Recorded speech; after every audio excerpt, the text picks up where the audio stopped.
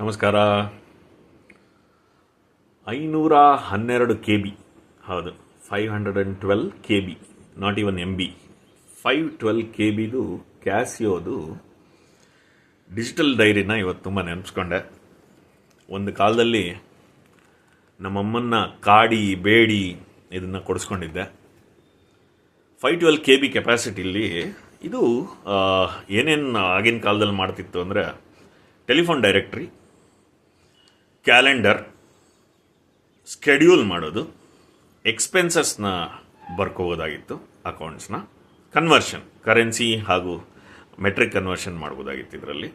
ಆಮೇಲೆ ಆ್ಯನಿವರ್ಸರೀಸ್ನ ನೋಟ್ ಮಾಡಿಟ್ಕೋಬೋದಾಗಿತ್ತು, ಮೆಮೋಸ್ ಏನಾದರೂ ಬರೆದಿಟ್ಕೊಳ್ಳಾಗಿದ್ದರೆ, to do list ಮಾಡ್ಬೋದಿತ್ತು, ಕ್ಲಾಕ್, ಹೋಮ್ ಮತ್ತು ವರ್ಲ್ಡ್ ಟೈಮರ್ ತೋರಿಸ್ತಾ ಇತ್ತು.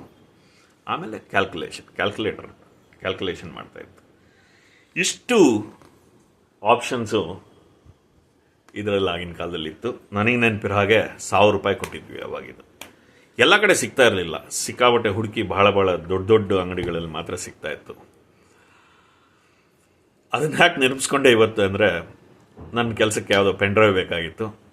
128 GB 128 GB ಪೆನ್ ಡ್ರೈವ್ನ ಆರ್ಡ್ರ್ ಮಾಡಿದ್ದಕ್ಕೆ 10 ನಿಮಿಷದಲ್ಲಿ ಮನೆಗೆ ಬಂದು ತಲುಪಿದೆ.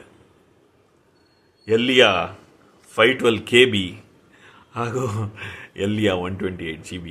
ನನ್ನ ಜೀವನ ಕಾಲದಲ್ಲಿ ಎಷ್ಟು ಬದಲಾವಣೆ ಕಂಡುಬಿಟ್ಟೆ ಅಂತ ಅನ್ನಿಸ್ತು.